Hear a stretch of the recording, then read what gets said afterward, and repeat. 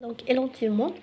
Aujourd'hui, on va continuer toujours le module de systématique spécialité microbiologie L3. Donc, le cours c'est 2. C'est des notions qu'on a fait déjà. C'est comment on obtient une culture pure. D'accord? Une culture pure.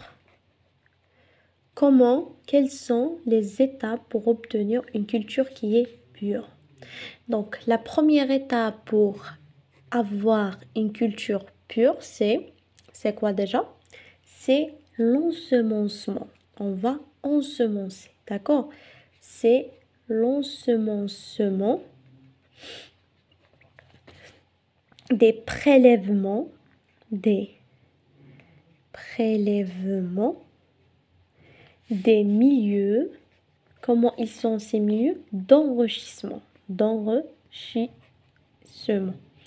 Donc toujours, pour obtenir une culture qui est pure, d'accord? La première étape, c'est l'ensemencement.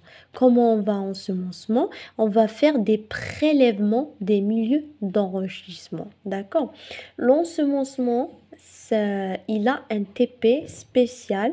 Vous allez comprendre que veut dire un ensemencement. On a plusieurs types d'ensemencement. Donc, je vais essayer de faire ce TP-là. Donc, ça, c'était la première étape pour faire une culture pure, pour obtenir une culture pure. Tout d'abord, on a un ensemencement des prélèvements des milieux d'enrichissement. La deuxième étape, c'est l'isolement. On va faire quoi? L'isolement, d'accord? L'isolement, c'est en utilisant bien sûr des milieux d'isolement. Soit on utilise les milieux d'isolement, soit en utilisant des milieux sélectifs. D'accord? Ça, c'est la deuxième étape. La troisième étape, bien sûr, il s'agit de l'ensemencement. D'accord? On va ensemencer. Donc, c'est l'ensemencement. Ici, l'ensemencement, il se fait par les différentes techniques d'ensemencement. Bien sûr, la technique d'ensemencement qu'on utilise pour obtenir une culture pure, c'est l'ensemencement encadrant. D'accord? C'est l'ensemencement encadrant. C'est pourquoi on fait quel est le but de faire un ensemencement encadrant? Le but de faire un ensemencement encadrant, c'est pour avoir des colonies qui sont isolées. Donc, pour avoir une culture pure, il faut suivre ces étapes, bien sûr. C'est l'ensemencement des prélèvements, l'isolement soit en milieu isolement, soit en milieu sélectif. L'ensemencement encadrant, c'est le but d'avoir des colonies isolées. Et bien sûr, on va faire à la fin un repiquage. C'est le but d'assurer la pureté de la souche isolée. D'accord? J'ai parlé ici sur un ensemencement d'encadrant. Bon, l'ensemencement et l'isolement, je vais faire un TP. Le TP1, c'est le nom de TP, c'est technique d'ensemencement. Je vais l'expliquer en détail, mais je vais expliquer juste brièvement. L'ensemencement encadrant, c'est quoi? C'est, vous avez votre boîte, voilà, vous allez ensemencer. Vous allez faire un premier cadran. Voilà, ça c'est un premier cadran. Puis vous tournez un peu la boîte, vous faites un deuxième cadran. Voilà. Puis vous tournez la boîte, vous faites un troisième cadran. Et un quatrième cadran. Il y a un quatrième cadran, vous tournez aussi la boîte et vous faites à la fin dans le milieu Z. Ça, c'est une technique qui s'appelle technique des cadrans. Avec une boîte, vous allez faire avec le truc, vous allez faire des cadrans. D'accord? C'est ça la technique des cadrans. Mais ça, je vais l'expliquer en détail dans le TP. Maintenant, on a un autre titre. C'est quelles sont les étapes, on va voir les étapes de l'identification bactérienne. D'accord? Bactérienne. Quelles sont les étapes d'identification bactérienne? Donc, pour faire une identification bactérienne, la première des choses, il faut avoir une culture qui est pure.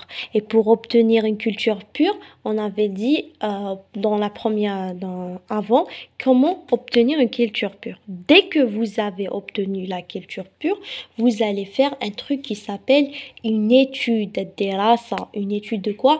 Morphologique. D'accord? C'est quoi une étude morphologique?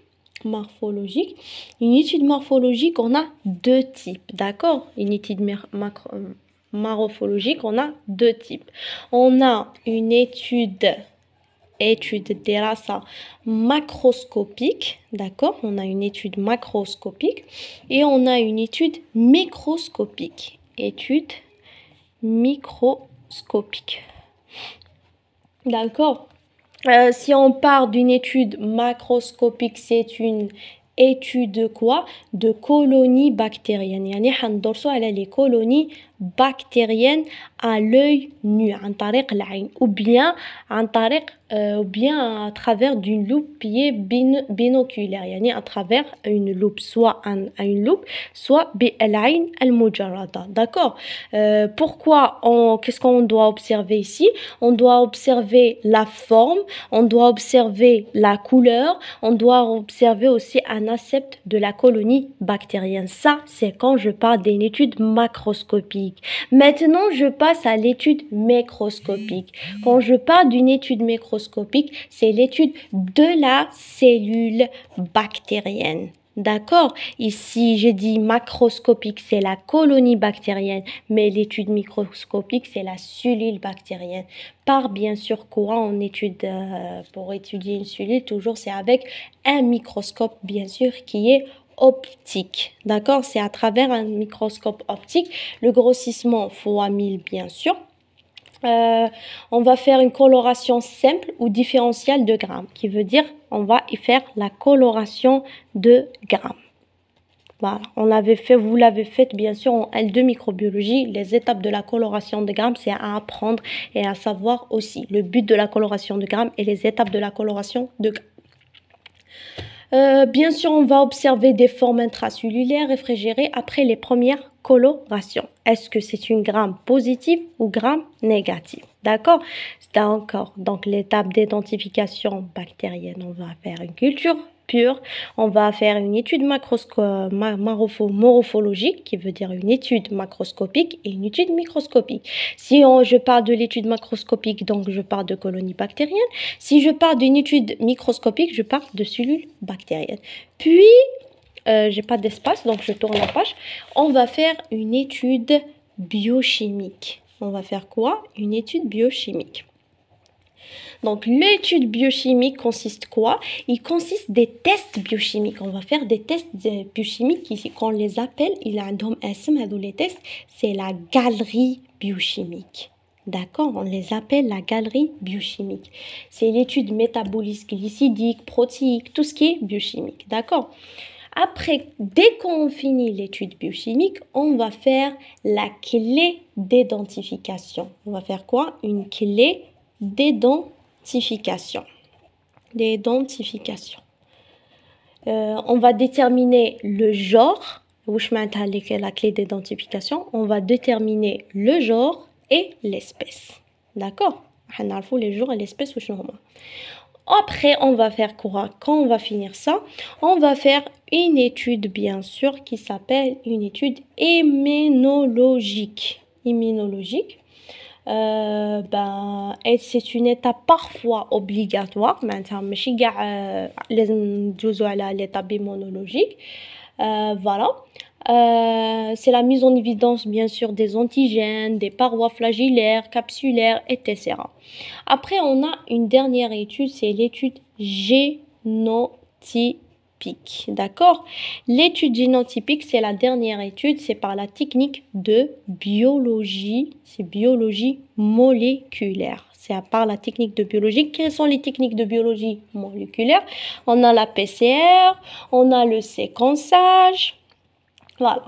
Donc ça, c'était comment les étapes d'identification des bactéries.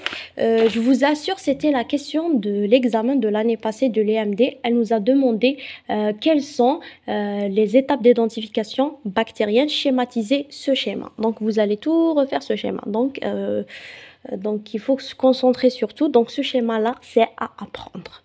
Merci, j'espère que vous avez compris. La prochaine fois, je vais faire le TP, les techniques d'ensemencement. C'est le premier TP, bien sûr, des microbiologies.